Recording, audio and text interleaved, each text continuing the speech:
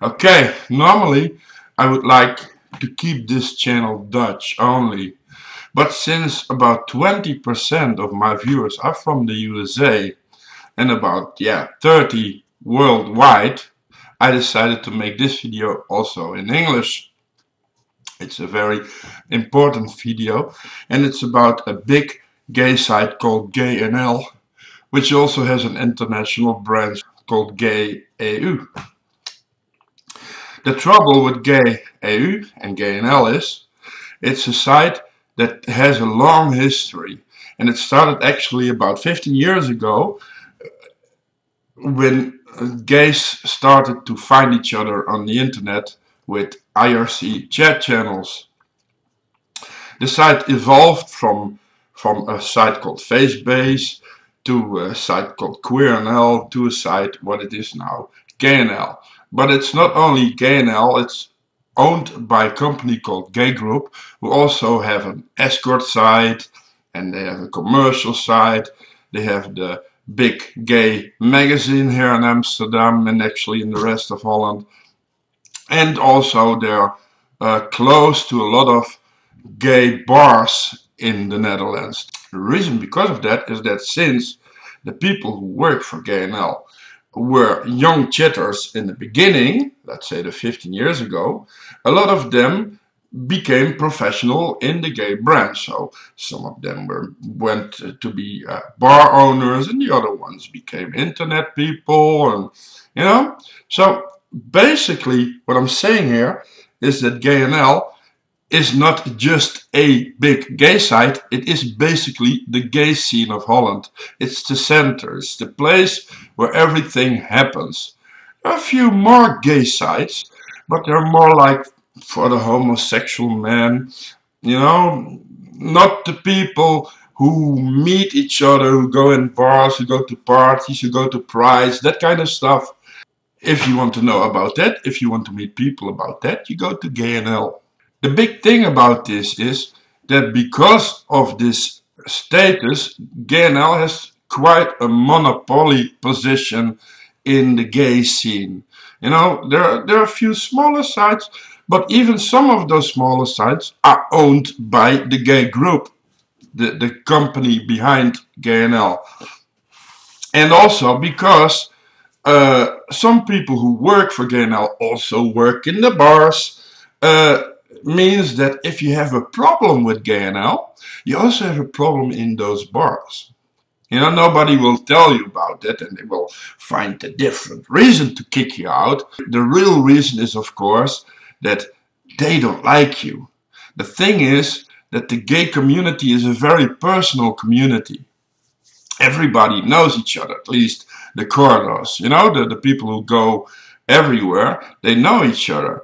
So there is a big chance that people will kick you out of the site because of personal reasons, not because you did something really, really wrong, but because you did something they didn't like.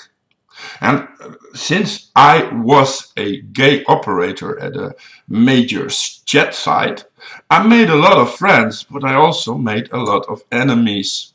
And that is the reason why I'm getting banned once in a while from a site like GayNL. But I come back every time, of course. After a year, I think, well, let's begin. Okay, last time I got banned for the 10th time. That's my 10th anniversary of GayNL alone.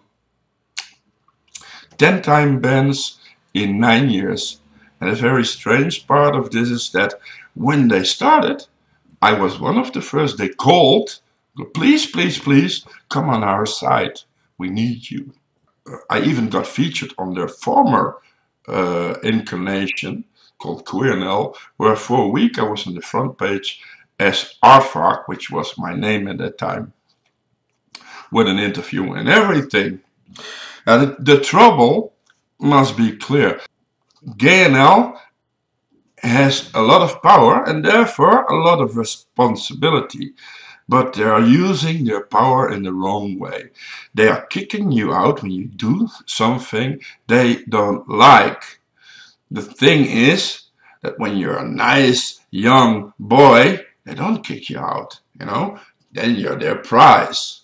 But as soon as you become older than, let's say, 30, and not the most standard attractive guy, then if you do the same things as those younger people, you got a problem.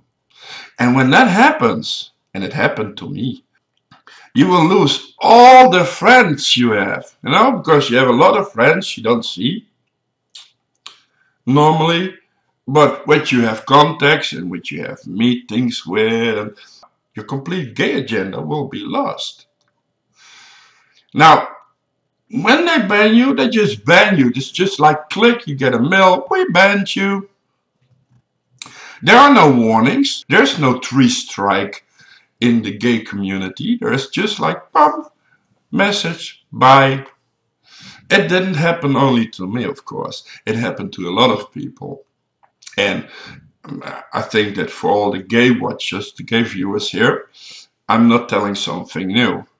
The trouble is, gay people are a bit scared to get with stuff like this in the open because we're getting a hard time anyway, and then coming out with something like this, like discrimination and ageism and all that stuff that's happening in the gay scene, that